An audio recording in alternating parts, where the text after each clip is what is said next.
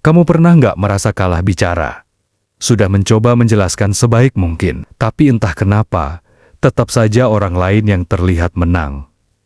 Kadang kamu diam bukan karena nggak bisa ngomong, tapi karena kalau ngomong takutnya malah salah. Lalu kamu berpikir, dia memang lebih pintar ngomong.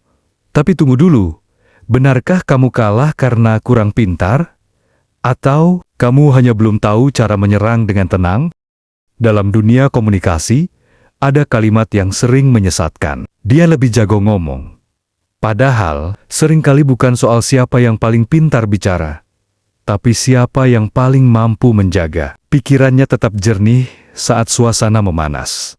Orang yang kalah bicara bukan berarti bodoh, lemah, atau kurang berani. Dia hanya belum memahami strategi berbicara yang tenang, tajam, dan terukur. Dalam sebuah studi komunikasi persuasif di Harvard, ditemukan fakta menarik.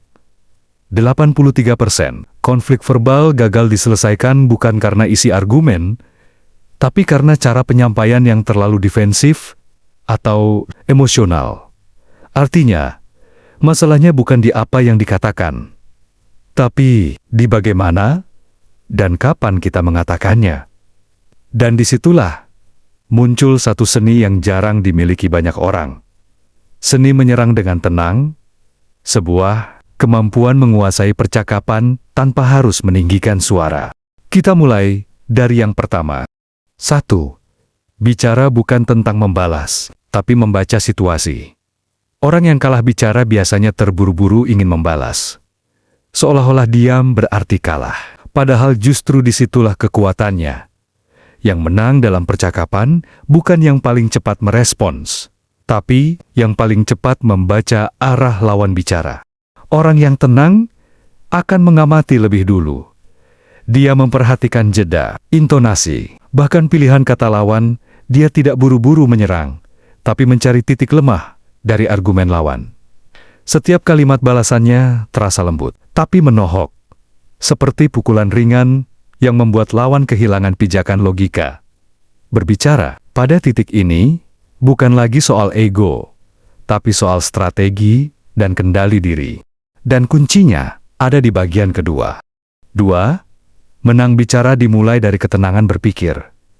Dalam psikologi komunikasi, otak manusia punya dua sistem dominan, rasional dan emosional.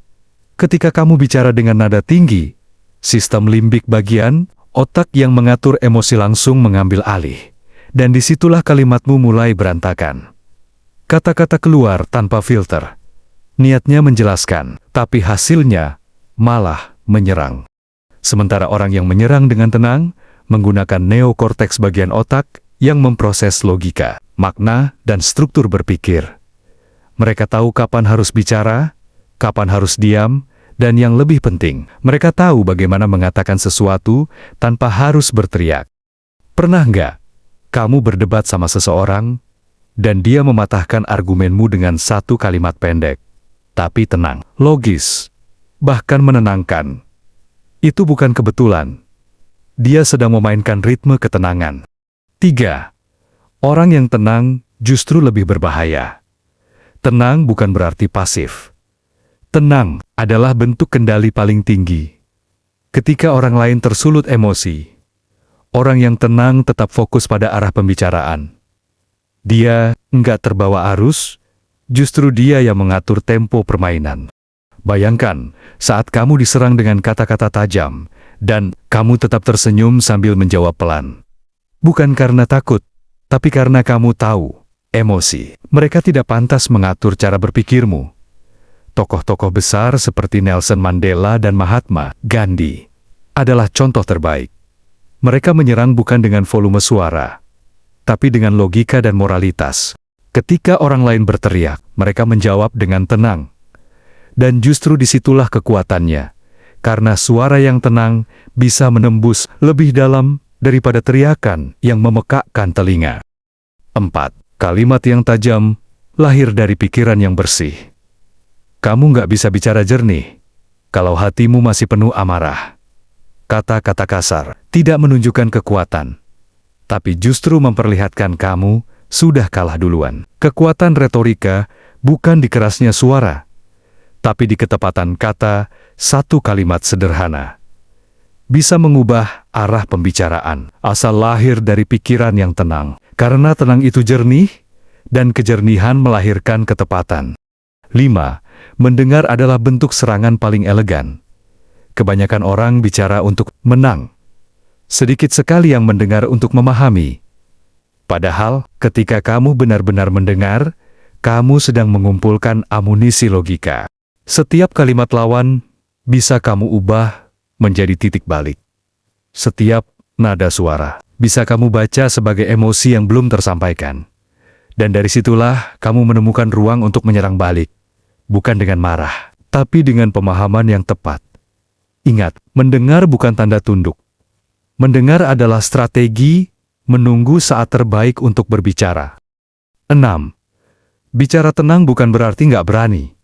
Dalam dunia kerja, bisnis, maupun hubungan pribadi, kamu akan sering melihat pola ini. Orang yang paling tenang, biasanya justru yang paling baik dalam menentukan keputusan akhir. Mereka tidak tergesa-gesa, tapi sekali mereka bicara, semua orang diam dan mendengarkan. Itu bukan kebetulan. Itu hasil dari kejelasan berpikir yang lahir dari ketenangan batin. Karena orang yang tenang tidak butuh pengakuan dari keramaian. Dia tahu, kekuatannya bukan di volume suara, tapi di kedalaman makna setiap kalimat yang keluar dari mulutnya. 7.